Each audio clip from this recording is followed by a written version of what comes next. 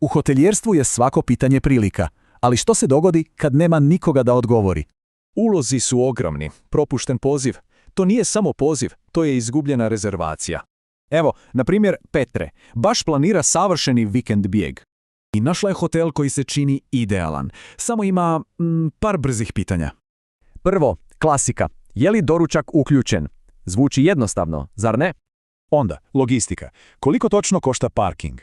I ono što joj je najvažnije, smije li pojesti svog psa?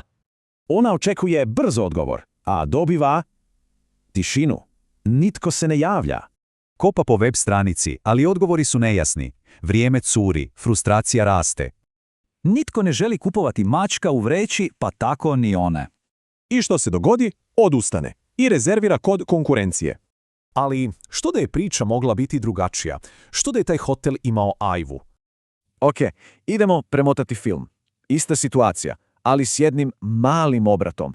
Za manje od 30 sekundi Petra dobiva sve odgovore. Parking 15 eura, pas je dobrodošao, doručak uključen, a može i rani check-in. Dakle, nema čekanja, nema nikakvih iznenađenja, samo potvrđena rezervacija. To je ajva. Osobni AI asistent koji nikad ne spava i zna baš sve.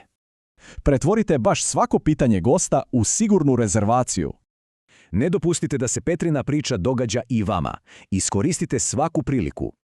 Saznajte kako AI može pomoći i vašem poslovanju. Posjetite mybraindev.ai.